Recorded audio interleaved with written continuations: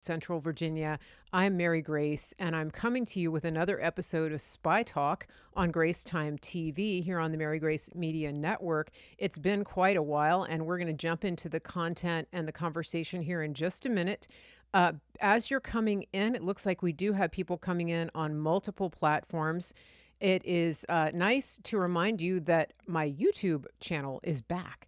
And so if you want access to that, just sign up for my mailing list. There's a link on the email that you get every time I go live. MaryGraceMedia.com is where you can find my email list. That's the best way to know when I post a show or when I go live, because otherwise you're just sitting around waiting for notifications on the deep state controlled platforms, and we know how that works out.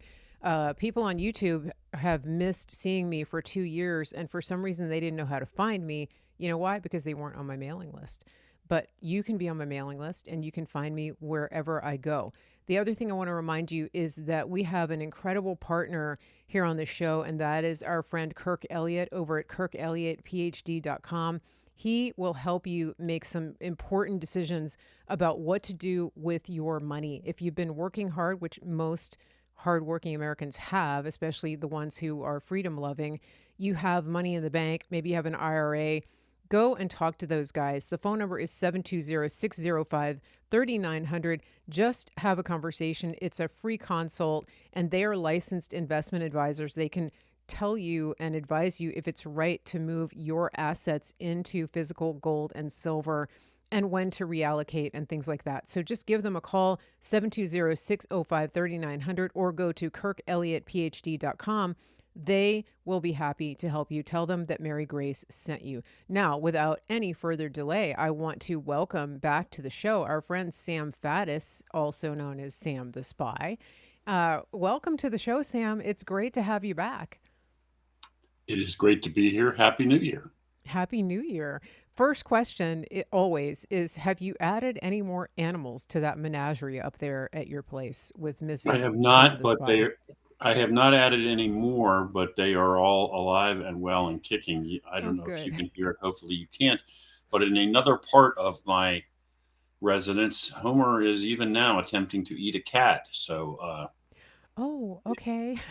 he's expressing his disdain for all felines. So somewhere in the for background, he has a cat cornered somewhere in the rec room of the house. for the new people, Homer is a min pin, a mini pincher, and he pretty much runs the house. He is king of the roost, right? Well, it sounds like the cats may be holding their own as well. Well, I don't know that he's king of the roost. I mean, the golden retriever who began as a puppy, roughly Homer's size, is now, of course, 5 times Yeah. Homer's size, and uses Homer as a chew toy. Oh, And okay. in the basement, in the rec room, there's a small indoor trampoline exercise thing, and the golden Yeah. retriever has discovered that she can leap onto it and then spring off of it and achieve more vertical lift, which allows her to then descend on Homer from above. It's like death from above. And she crushes him, and then she thinks that's hysterical, and she repeats the exercise over. And Homer apparently is right there for it. Homer's trying desperately to survive, and just so you have a full picture, everybody, of the chaos that is the Faddis residence. In the midst of this, there's a couch where my wife and I are attempting to watch a movie or something while all of this is happening, while dogs are flying over the couch and landing on other dogs. Madness ensues. So, I've never a I've dull moment. always I've always noticed when I had a dog and we would go out, to anywhere. They didn't have dog parks when I had a dog, but you'd go out to the country somewhere that the Mhm. dogs could run with other dogs.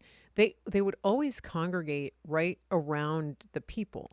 You'd have acres and Yes. acres, but Oh, yeah. because they're herd oriented, pack oriented, they want to be right where you are. And it's a wonder I don't have broken kneecaps from my then Dalmatian slamming Yes. into my legs at hyper Yes. speed, right? I know 100%. you know I have what I'm talking absolutely about. been I've absolutely been taken down by the golden. Yeah. It Yeah, just you have to be careful. it goes um directly through me. Yes. yeah. Yeah, it's crazy, and they think it's just all part of the fun Yes. you know, fun and games with the pack, with the leader of the pack. So now we might have to come back to this conversation at the end because the in between is going to be pretty sobering. Yes. I wanted to start by asking you about something that's happening in Pennsylvania.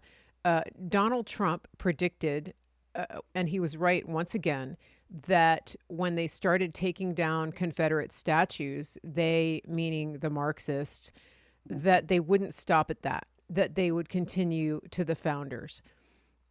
Just this weekend, it was reported that the Biden regime is going.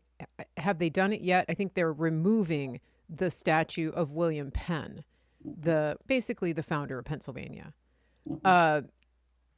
Anybody protesting that? Anybody contesting it? Are there legal challenges to that?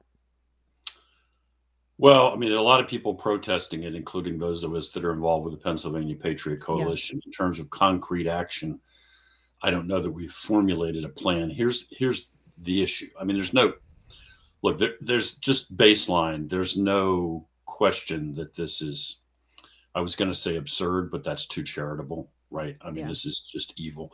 William Penn was a Quaker who founded the colony of Pennsylvania, and it was explicitly founded as a colony focused on religious freedom. Yeah. Because at That's that where my point, ancestors came.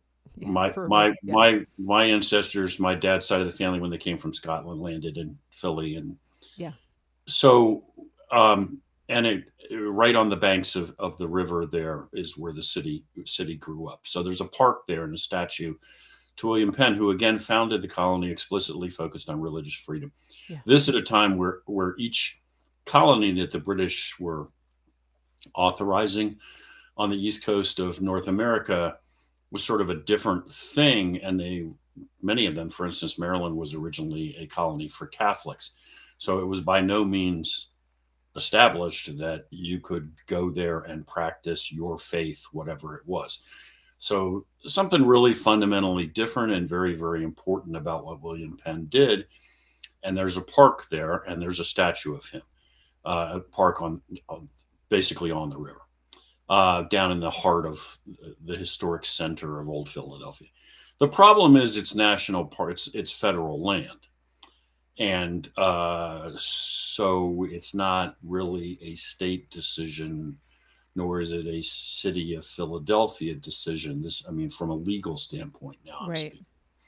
So, and Deb Haaland, Haaland, who is in charge of the Department of Interior, is a communist. And I'm not using that as a throwaway pejorative term. She's a communist, and she was, in fact, it was the Communist Party of the United States that openly lobbied for her to be put in that position. Again, it's not some wacky conspiracy theory. That this is all explains a lot. established fact. So that's her attitude. And they're of course billing this as a thing where they're going to remove Penn's statue and they're going to replace it theoretically at some future date with some kind of tribute to Native Americans. I'm not trying to be snarky with the verbiage. I just don't really have any more granularity in that. Mm-hmm. That doesn't actually seem, by the way, to be a firm thing. The only thing that seems to be firm here is they're going to knock down William Penn's statue. Right, because he was white. Yeah, and I guess I get lost. As everybody who watches this probably knows, the real skeleton in my closet is I'm also a lawyer. Yeah. And law school damages your mind and forces you to think in logical ways. And so I'm always looking for what is the principle. Right. So if the principle is that it's bad and evil that white people came to North America, then I don't know how we're absolving our sins by knocking down a statue of one dude.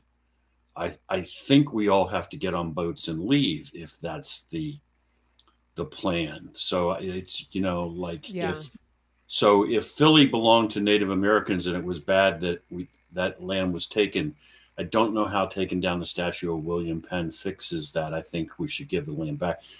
But then, as is typical, usually then you get into the issue of, By the way, Native Americans were kind of just like all people all over the planet, which is they were always fighting amongst themselves, just like Right. everybody in Europe and Africa and Asia has done all throughout history. So trying to establish who actually you would then give Philadelphia to Hmm.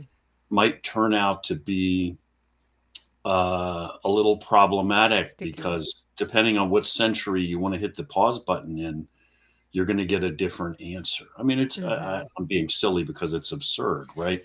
Well, it is, Yes, it's a and war. It's a yeah, war in American history. That's just, let's just be yeah, honest. yeah. It's to destroy our institutions and our culture and our history. That's what it is. Right. And it doesn't mean that we don't acknowledge wrongs done. But like No, you're saying, and two wrongs don't make a right. We get that. But there is a point at which you have to acknowledge and point and even point out to some people, Native Americans enslaved the tribes that they conquered. hmm That's just fact. yes, The same thing in Africa. Same thing. South yes, Africa, there are multiple tribes that are still to this day hold animosity toward each other, and if given the opportunity to engage in combat, they would enslave the tribe that they conquered. That's just yes, warfare. And so the problem, of course, is that our education system is set up in such a way that the students are, if they're taught history at all, it's revisionist history, and that is left out of the story. And the Native Americans or the black Africans are romanticized in such a way that they are painted as 100% victims. And so, to have a fair telling of history would have to include all of the pieces of it. yes. Which is the U.S. Army did some atrocious things to Native people. We're not ignoring that. But Nobody denies that. no, yeah, nobody denies it. It's just we have to look at the entire picture. And like you said, you were taught to think logically. And thankfully, I went to school at a time when I attended the University of Virginia. I was there in a time when we were also taught to think critically and logically by our professors, and I'm thankful for that. And also in the schools that I went to before college, prep school, and thank God, thank God that I had that education, and I can look at things logically and just think critically about what actually happened. Speaking of which, we're looking at a situation right now where we have the third anniversary of January 6th of what is being called an insurrection, the worst thing ever to happen since 9/11. It's just, at some point they're going to, the narrative pushers they're going to run out of comparisons because in their minds it's so bad. And I was Right. thinking about this because it for people who are having a hard time understanding how leftists could attribute that level of violence to MAGA, to America First Patriots, you have to remember that that's their MO, that Mhm. they attribute to us, to you and me, the way that they behave. They do wreak havoc and destruction on government and property. We've seen that happening just this weekend with the protests that are happening out in Washington, which is where you hail from originally, or at some point, not originally, Right. but Right. Washington State, Hamas sympathizers, they blocked entire highways and caused death and destruction because of impeding traffic and commerce. So that's what they do. So of course they think that that is what Right. people showing up to protest would do. It's not a stretch, right? No, it isn't, and obviously there are a lot of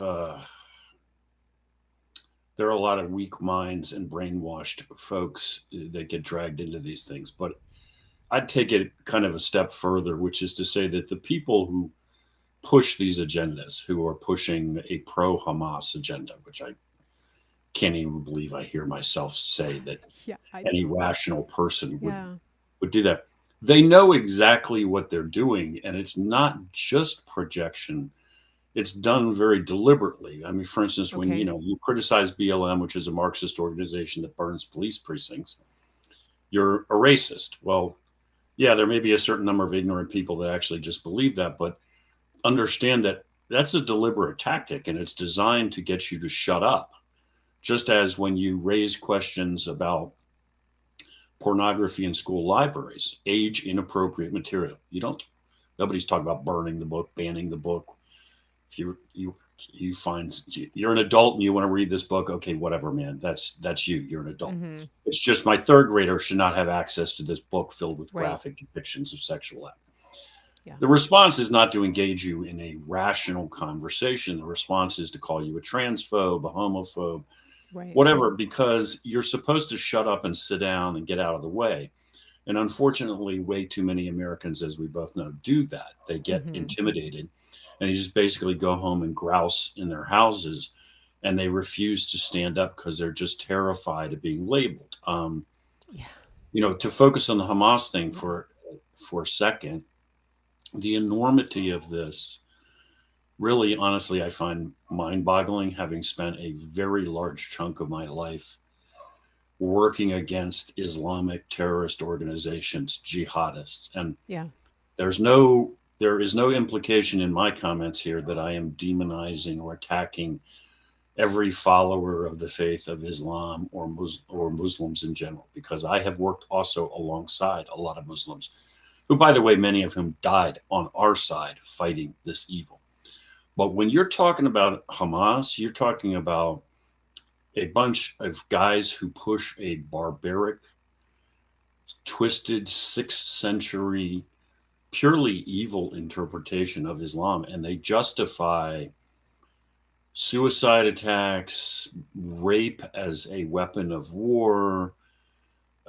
There's everything about that is evil and ugly and nasty, and the idea that you got supposedly intelligent Americans standing up holding signs saying they stand on the side of mass rape, mass murder, torture, Mm-hmm. guys who say all Jews should be exterminated. And you were Yeah. talking before about, we were talking before about history. I mean, not to go off on too much of a tangent, but Okay. Please go. Palestine belongs to the Palestinians, by which they mean Muslim Arab Palestinians. Mm-hmm. Okay, well, I mean, Islam emerged, let's just call it 600 AD in what's now Saudi Arabia. So at the time prior to that, when there were no Muslims, actually at that point in history, that area was part of a Christian Byzantine empire. And before that, part of a pagan Roman empire. And before any of that, the Jews were living there for thousands of years. There was no Right? Palestine. That wasn't a word. That Palestine wasn't even a word, and Yeah. there was no such thing as a Muslim. And I mean, to be Yeah. blatant, I mean, to be really clear about it, even before there was a Christianity, before the birth of Christ, this was an area inhabited by Jews for thousands of years. That's just historical fact. So I don't really even understand. I mean, leaving aside for the second the evil that Hamas is capable, I don't even understand, like, historically, what are you talking about? Mm-hmm. How is this the homeland of Muslims? It was conquered by Muslims. They brag about that fact. They had to physically invade and conquer Jerusalem, which didn't belong to them. So we just talked about how Penn's statue's got to be torn down because the evil white people came to North America Mm-hmm. and conquered it, but somehow the conquerors of what we're now going to call Palestine, which would be the Muslims, they own it now. I don't even, of course, most of these people don't probably even understand these facts. I mean, it's like, Right. okay, just stop. None of this justifies evil to begin with. Right. Raping, mass rape, gang raping women. Sorry for the graphic nature of the comments, but gang raping women to the point where they die from the injuries inflicted, which Hamas did in Israel recently. That, I don't care what your cause is unjustifiable, barbaric animal behavior. So anyway, all of this is really twisted and sick, and obviously the answer here is to find some way to move forward in peace, but to now protest on the side of terrorists and rapists is just mind-boggling for me, honestly. Especially when we have Americans, freedom-loving Americans, who went peaceably to the Capitol to exercise their First Amendment rights, being labeled as terrorists, Yes. domestic terrorists. Yes. It's just, we're in this upside down world because isn't there a provision for charging and prosecuting people in this country who are terrorist sympathizers? Hamas Sure. has been designated a terrorist group, 100%. and so by legality, clearly it's a violation of federal law. So all of those people, anybody that's bragging on social media about blocking the highway, and of course they're calling it a Free Palestine event, but it doesn't take a rocket scientist to put two and two together. Who was it that sparked this? It was Hamas. And so it is a Hamas sympathizer event. There's no way you can sugarcoat this. No way. You're 100% right. It's crystal clear, and legally every one of them could be prosecuted. And look, there is absolutely nothing redeemable, justifiable about the actions of Hamas. Hamas is an evil, bloodthirsty terrorist organization. And frankly, most of these people who are off blocking a highway, holding their stupid signs and chanting mindlessly these slogans without any conception historically of what they're actually talking about. Most of them would be murdered and slaughtered and tortured to death by Hamas. Yeah. Right? I mean, you got things that boggles my mind. You see people running around holding signs saying things like gays for Hamas or LGBTQ for Hamas. You're like, do you understand these guys? They're explicit. You don't have to read between the lines. Their explicit belief system is that they don't just disapprove of your lifestyle or choose to live a different way. They will murder you and kill you and torture you to death in a heartbeat for these things that you think they support. They are not freedom fighters. They are terrorists. And we use that term so often in the United States that after a while, I think it starts to lose its impact. Again, as somebody who spent a lot of time in their company and working against them and hunting them, there is no level of cruelty to which they will not go. I mean, as I think I've said to you before, when we used to work against guys like Hamas, Hezbollah, AQ on the street, we had a sort of an unofficial standard operating procedure, which is if we're ever out in the street and these guys try to take us hostage and drag us away, no matter what the situation is, you're going to pull your gun and you're going to attempt to shoot your way out. Not because you think you're John Wayne or Wyatt Earp and you're going to pull that off, but because it is preferable to die right now, right here, than it is to ever contemplate the possibility of allowing these animals to take you away and make sport of killing you. And that's not bravado, that's desperation. That's like, right. If this is where it's come to, I'll bleed out right now. I'm not letting you cut me up in little pieces. These guys are savages. Yeah. Again, that's not a condemnation of Islam. That is a condemnation of these guys and their interpretation of it. Yeah. So if you're some sick, twisted, messed up little person holding a sign talking about Hamas being a freedom fighter, being freedom fighters, good God, man, you have lost your way.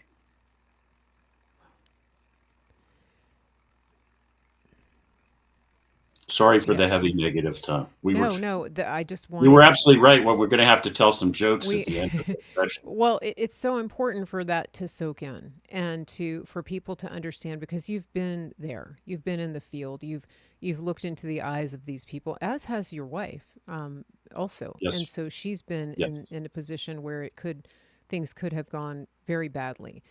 Thankfully, she's a badass, so she's got that going for her. 100%, as you know, she's been out on the street all by Yeah, her lonesome in the Middle East as a woman yeah, handling sources inside terrorist groups actively hunting Americans. And yeah. yes, I mean, if there's a fight, I stand behind Gina. Yes, let's be clear. she, yeah, I want her in my foxhole any day. So let's talk though about. I mean, I don't even know where to go. We have a limited time today, and we will do this again soon. It's just been crazy busy, but Yes. uh, you know, speaking of Hamas and Iran and Hezbollah and these groups, we're in big trouble at our border. We are not bringing in refugees. Anybody who believes that is right there with the Hamas sign holders. Uh, there's fighting age men coming over the border. A news story just came out today from, of all things, NBC, saying that the Biden administration is now asking Mexico to stem the flow of what they call migrants through Yes. Mexico. Um, because of the polling numbers, of course. It has nothing to do Yes. with protecting America. Um, as a lawyer, I want to ask you about looking ahead a year from now. Is there a scenario in which a newly elected President Trump could engage and could execute a mass deportation? He talks about it, and I think pretty much everybody's in favor of it. What is the legal basis on which that could actually occur? Right. Well, I mean, first of all, baseline, just to echo what you've suggested. We're not failing to sufficiently energetically enforce our laws. We're not just feckless or lazy or incompetent or anything else. That's not what's happening. As Michael Yon, our buddy, says Yeah. straight up. Let's just be crystal clear. The the policy of the Biden administration is there are no borders, open, unrestricted migration into the United States. Yeah. Now, they won't say that out loud because they're got some smart lawyers on their side. So they will obfuscate and bob and weave and dance and so forth. But that the bottom line is that's their policy, and actually it's worse than that because they're not just not enforcing the law and allowing anybody in, but as we both know, they are actively spending a lot of money to move people into the country Yeah. and then distribute them throughout the country. So it's not just that Yes. they don't enforce the border, they are actually part of the process of Hmm. illegal. We're funding and facilitating illegal immigration and invasion of the United States. Yeah. It's not Um, migrant. They're not migrants. not That's migrants. They're not migrants, and we're not failing to stop them, trying to stop them. In fact, we're not only, it's not just that we're not trying, we are moving them here. That whole hmm conveyor belt of camps that Michael Yon talks about all the time yeah. across Yeah. Central America that move them to the border, we pay for that. And then once they get here, all we do is process them for a minimal period of time. And then we're now paying to put them on planes and distribute them all over the country. So Yeah. we are the United States government is involved in the movement of people illegally into this country. We're doing this to ourselves hmm overtly. It is not a failure, it's a deliberate action. Okay, so with that as a baseline, is there going to have to be mass deportation? I don't see any alternative. I think you 100% can justify all of this because a deportation, because actually the Biden administration hasn't, because they're doing everything they're doing without actually changing the law. because they know they can't change the law. Mm-hmm. So they're just twisting the law out of shape. So what they do is they hand all these people notices to appear for a hearing, Yeah. and then they turn them loose. But the hearing dates are like 5 to 10 years in the future. I think now it's about 10 years in the future. Yeah. So, and that basically becomes their permit, because while your hearing is pending, you get to stay. In fact, the migrants, the illegals, call it the permit. That's what they call it. It's not. And any cop stops you or anybody else stops you and says, "Who are you?" You show them your notice to appear, and you're allowed to go on your way. Oh, That so doesn't it's like if actually. you're so it's like if your car fails inspection and you have an appointment to get it fixed Yes. at some time in the future and you get Yes. stopped, you just show them that I have an appointment. That's exactly what it is. So they leave you alone because I'm already in process. Of course, the process will never complete, and you will never Right. show up for your hearing, and nobody's actually going to look for you. So it's all a stupid fiction, but it's a stupid legal fiction. Mm-hmm. So they haven't actually legally said any of these people can stay, I guess is where I'm going in my usual Okay. long-winded Okay. way.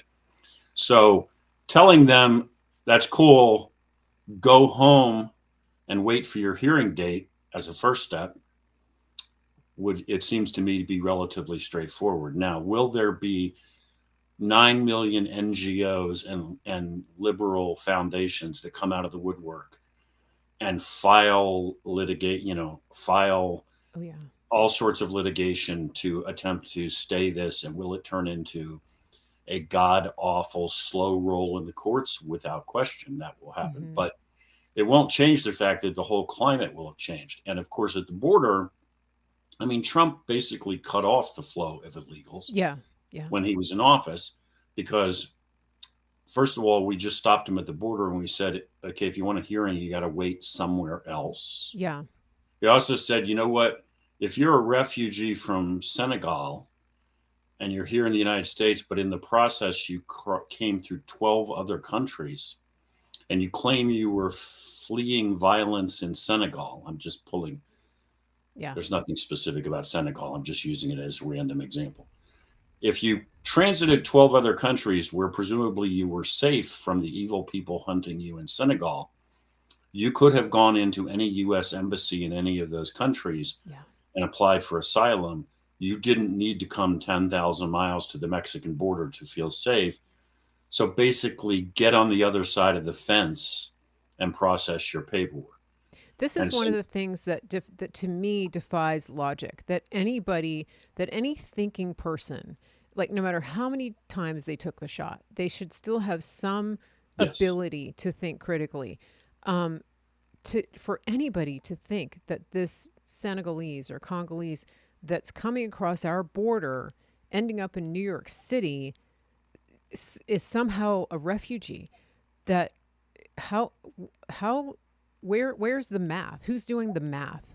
How does right, somebody that comes from a country where you're making you can't earn enough in a year to buy a plane ticket, all of yes, a sudden they're flying and getting transportation, like you said, through Central America, through the Darien Gap, paying hmm, the cartels? Like, who's doing that? And how are they getting here? This is the key question to ask anybody who tells yes, you that we have to sympathize with and welcome the immigrants because America is a land of immigrants. Well, you know what? So is Africa. People migrate all over Africa. And yes, what about the Middle East? Saudi Arabia, United Arab Emirates, they are fabulously wealthy and they have the means to take care of people. Why aren't people going into that direction? We all know why, but ask right. the people that you're talking to who think that this is right and justified. They Yeah, I can't mean, answer that question. as anytime you and I are talking about any of these issues, it does feel like you kind of like you're Alice in Wonderland, right? You went through the mirror or through the looking glass. I Yeah. mean, logic doesn't apply anymore, reason doesn't apply anymore. Yeah. So the Chinese, as primarily go to Ecuador, and then from there come north, and they do that because Ecuador will admit them without visas. Okay, but it's hugely expensive for them to travel to Ecuador and then Yeah. travel all across Central America. And then so many of them arrive here, and they're mostly military age males, and they're well dressed and seem physically fit. And as Michael Yon again has, another plug for Mike, has said many times, they kind of seem like they come out of the jungle in really good order, almost like a military unit. What's going on here? Yeah. But as you just put your finger on it, let's just start with this. This is a really expensive trip. Yeah. And it's really hard to get out of mainland China without permission. So there's a whole bunch of Yeah. unanswered questions here. Who facilitates their travel? Where'd they come up with the cash? You're telling me this guy's an unemployed factory worker who used to work for Foxconn and sleep 8 guys in a bunk room, standing on his feet in a factory floor 12 hours a day. But he has $30,000-$40,000 to get here. Now, most recently, we reported on at Anna Magazine talking about how there's another route the Chinese take. They fly into Mexico on tourist visas. To do that, they have to show that they've booked vacation packages in Mexico. So they actually go to beach resorts for a week or two in Mexico before they then hop the border, where they then explain to us that they're refugees and we need to take care of them and admit them because they're fleeing something. And you start adding this up, you're like, so we got plane fare across the Pacific, 2 weeks vacation at the beach, $30,000 a head for the smuggler. And there's like 6 guys standing here, so that's pushing $250,000, plus the still unanswered questions of why the Chinese Communist Party let you do this. And what the Biden administration has done, they used to have a list of 40 questions they asked each Chinese person to vet them. They recently reduced that to 5 because apparently that was too many questions. And all the smugglers know the 5 questions, so they coach everybody in advance on what the answers need to be. They used to also, the Border Patrol used to take the cell phones from everybody and the Chinese, and then they would check to see what numbers they were calling and who they were in contact with, which is a pretty straightforward thing to see. Are you in contact with cartels, known human smugglers, terrorist organizations? The Biden administration recently discontinued doing that. So they no longer check their cell phones, and they ask them 5 pro forma questions. And then they don't just cut them loose. Then they start sticking them on planes and distributing them all over the United States. And there's a whole chorus of voices have been asking for a long time, like, are you worried at all about the fact that there are huge numbers of military age guys showing up here? I'm using China as an example, but there's plenty of other countries. Oh, and but where they're going, you know what the NGOs will tell you? No, those are working age men. It's not military. Look, as I say all the time, I am 100% not trying to say to anybody listening to this that every person who is illegally entering this country has come here to blow things up. That nobody is saying that.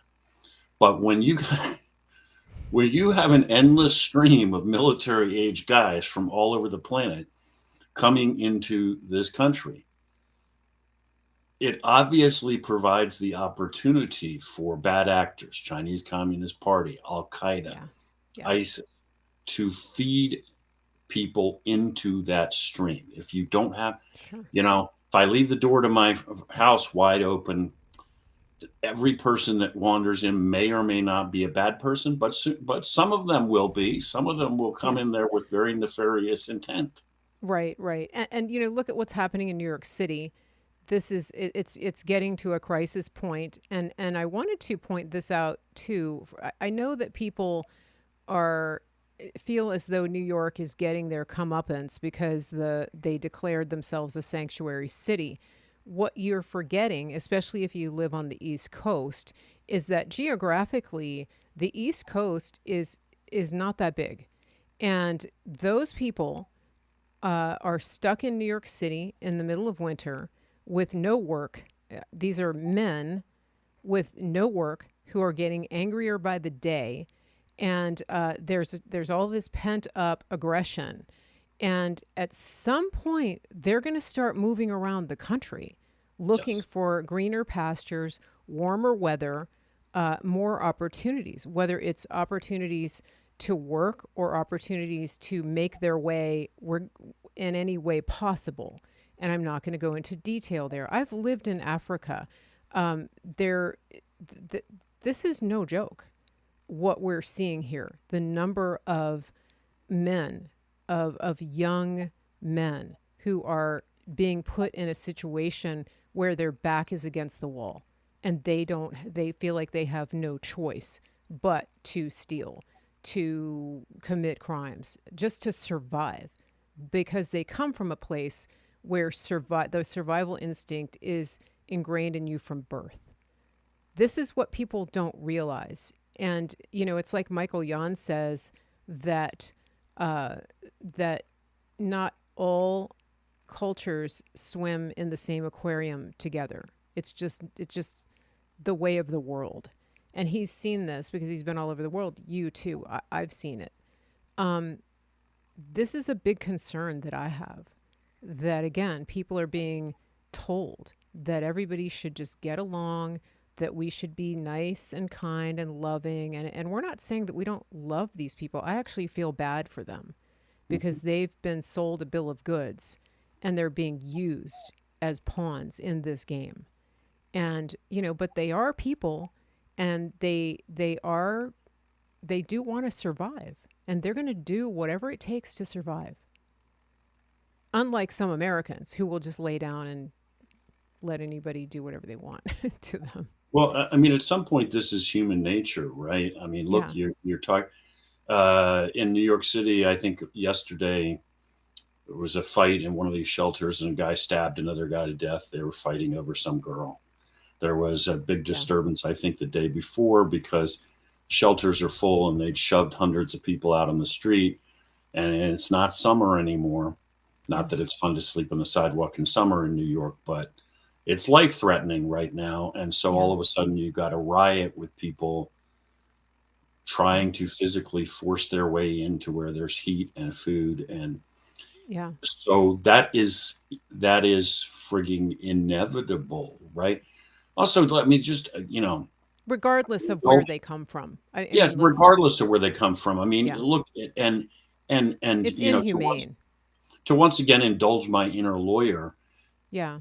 if the position of this administration is we should have no borders, unlimited immigration, anybody on earth who wants to come here, and we will bear the expense of sheltering you and feeding you in perpetuity. If that's their position, which I think is obviously absurd, but if that's your position, then present that to the American people, to the Congress of the United States, and ask them to change our immigration law.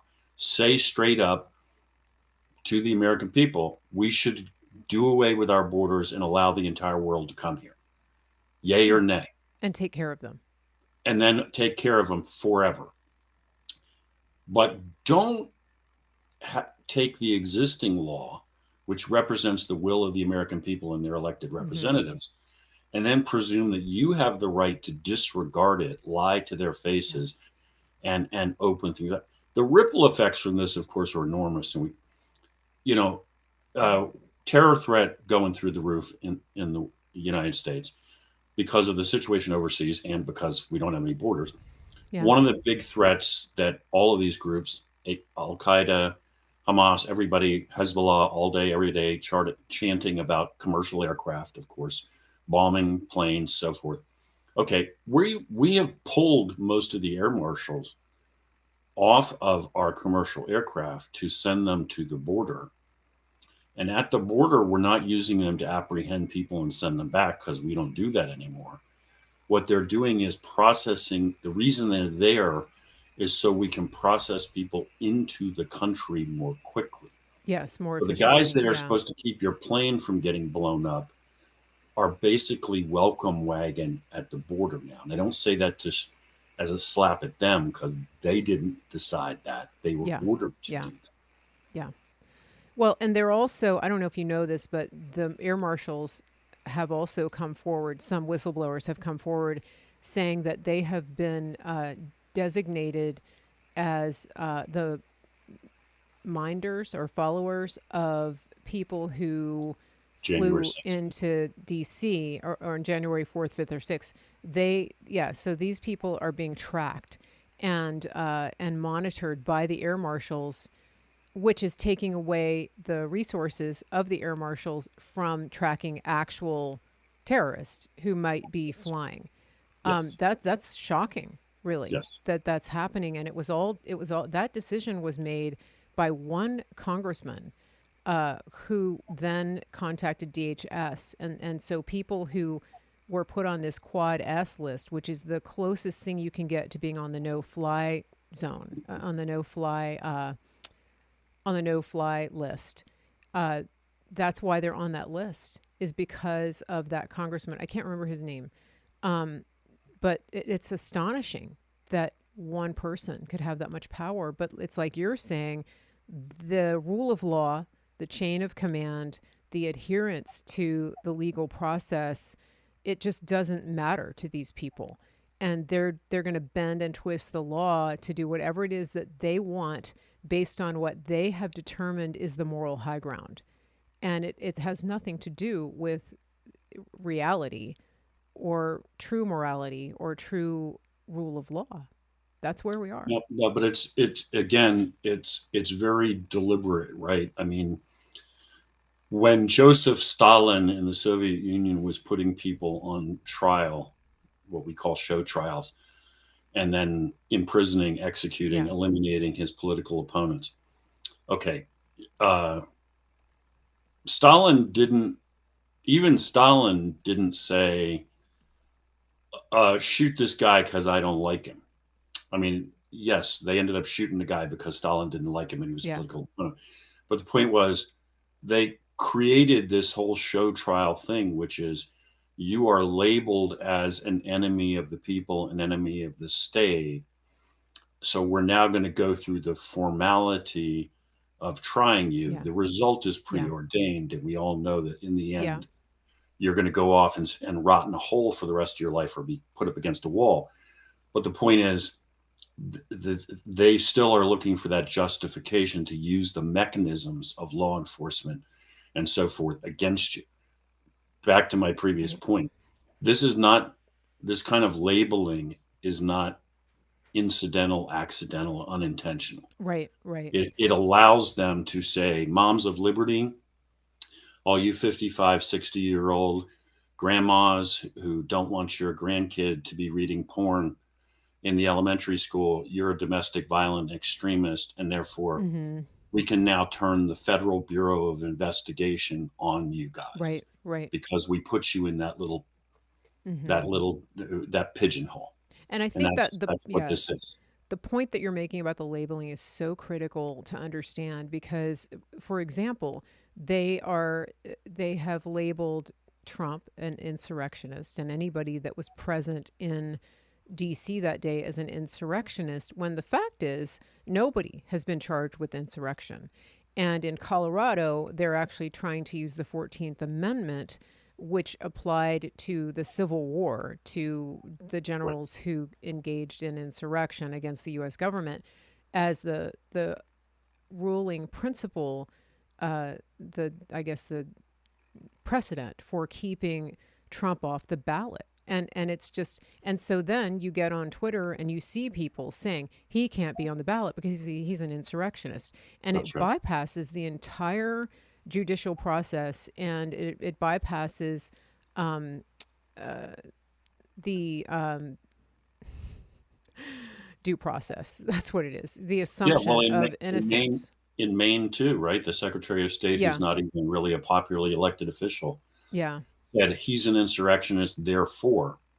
Now, one would hope that at some point there is a rational, competent judge, when this all ends up in litigation, who has, no matter their political affiliation, still thinks being a judge means being impartial, who would begin by saying to these people, okay, look, before we get to the other 5,000 issues, let's just start with this. Your entire position is predicated on the idea that the man is an insurrectionist. Hmm. Where is the legal determination? I see we have We're a co. taking a furry break. Where is Everybody. where's the legal interpretation that Exactly. determination that he's an insurrectionist? Yeah. Who made that determination? Yeah, And as you exactly. say, it's absurd. You're But talking they about an don't. amendment. In the case of Yeah. the 14th Amendment, it was designed to apply to guys Yeah. who declared an independent country, took up arms, and fought a war for 4 years against the federal government. Right. But And the useful idiots don't understand that. And so they just no, repeat the talking points. Oh, he's an insurrectionist. No, yes, actually nobody's been convicted of that. no, And so when you say to people, "Oh, where are the DOJ filings about this? Where are yes, the, where's the litigation? Where's the right, actual filing?" Because the DOJ keeps, they do officially file convictions sure, and charges. There are court documents. But when you ask people, "Where are the court documents? Can you show me a document where anybody was actually even charged with insurrection, much less convicted?" Then they creep away because they know well, they first of all, they probably don't know how to look it up, but right, they don't exist. that's right, But it's the narrative, and that's what, if yes, as part of our job is to teach people to think critically and to understand that this is a narrative, and that the yes, people who are using you to push this narrative, they will just as soon kill you when you're no longer useful as they would kill Donald Trump or any of us. yes, That's the key that yes. people don't understand. So that's where we are. 100%. This is, I mean, you are now at the point in the United States of America where the primary political opponent to the sitting president is being, I mean, the effort is underway to Yeah. prevent him from having the opportunity Yeah. to run for election. That's Yeah. where we are. Not Yeah. And that's what not they want. standing up in public and saying you shouldn't vote for Trump because of X, Y, and Z, but we're going to prevent him from having the opportunity to run. Hmm. And they want him off the ballot. I want to point this out. The reason that they want him off the ballot, this should encourage everybody, is because they know that their entire scheme for injecting ballots into the system has been blown up. They got away with it in 2020 because of COVID, because of mail-in voting, Right. and people need to understand it's not the number of votes when it comes to stealing; it's the number of ballots, and that is why they continue to say, "Oh, there's no evidence. You can't produce evidence that it was stolen." There is evidence. There are ballots in Sure. Georgia that are supposedly mail-in ballots that don't have creases. Nobody mails a ballot in that without folding it. So there's simple things like that. But what I take away from this is that they cannot. They know that they cannot pull that again to the degree that they need to. Now, is the whole system fixed? It's not yet. But I really want to encourage people. It's critical that you vote in massive numbers because the Yes. legitimate votes do matter, and we know that they don't have the mechanism in place to inject those ballots, those fake ballots, and that is why they're trying to remove him completely from the ballot. Just really think about that. If you're sitting there saying fix 2020 and then I'll vote, you got it wrong because a lot of the fixes are happening, but it takes longer, unfortunately, than a 4-year cycle to fix it all. If they were confident they could beat him at the polls, Yeah, they wouldn't bother with any of what is ongoing. exactly. They would Exactly. just say, "Bring it on," because we Yeah. will beat you at the polls, fair or square, Yeah. fair or unfair. Uh, Yeah. if Yeah. they thought they could pull that off, they would not be working overtime to prevent him from being able to run. They Yeah. understand what will happen when they go to Yeah. the polls as it stands now. Yeah, yeah, and that's just critical to understand. So, getting people registered to vote, getting everybody out to the polls, whether it's an election season where you are, whether it's an election day. Yes, we want it all back to one day on paper. We get that. It should be handled by the states. Right now, we've managed to prevent the federal government and people like Nancy Pelosi from dictating that we do all mail-in voting. I mean, it's a big win that we didn't allow that, the universal mail-in voting. They still want it, but we got to take the wins that we have when we get them, and we've got to keep going, because not voting hands them the country 100%. That's just 100%. Yeah, and as you and I have talked about many times, the one way to really sabotage ourselves is for folks to go into this funk where they hunker down in their basement, announce it's all over, man, we lost, I'm not voting. I mean, if you want to guarantee that this horrible leftist agenda continues, that's the one thing you could do, is quit fighting. Yeah, If that's your absolutely. plan, that's the best thing you could do for Biden and his henchmen. So Just true. stop swinging. Yeah. We're coming up on time here, Sam. Yes, It ma'am. goes so fast. We'll definitely have you back. We're not going to wait Okay. 3 months this time. No. We're going to get it on the schedule now that we got through the holidays. And so I think everybody hopefully got a glimpse of Barley George, who showed his face on camera today. That should give you a little bit of a good feeling, because we still have our pets and our families and our loved ones to take care of. Next time I'll bring Hera, the wonder dog, Yes. the trampoline girl. I don't have to hold her. She her. could just stand up here next to the table and look into the camera. Barley's he's like half the size of a golden, to be honest. He's the heaviest cat. I mean, I don't know if you saw me struggling. Like that was because he's so I thought you were picking up a bowling ball for a minute. No, and he shakes. Did you see, like, the camera was shaking because he jumped off the desk, and he was over here drinking my water, and then he was dripping it on the keyboard. So if everything starts to fry, that's why. Because he has so much hair that when he drinks, the water just collects on his little beard. But he's like an old man now. But so Sam, where can everybody find you? How can they follow your work and get in touch with you if they want to? So on the screen there, I think you've got annmagazine.substack.com. Yep. That is our online magazine that my wife and I and a bunch of other old spooks run. That's the best place to go. I mean, I'm on Twitter as Real Sam Faddis, and I'm on Facebook and Getter and Truth Social and so forth. But if you just go to Ann Magazine, that'll take you everywhere else. And that's and it's on the screen here. It's andmagazine.substack.com. Substack is a blogging platform, a publication platform. And you don't have to be a member to read the content. You can subscribe, but you don't have to. So if you get there and it asks you to put in your information, there's a line underneath that says no thank you, and then you just keep going and you can read it. But I encourage you to subscribe, because then you get notified when he posts articles.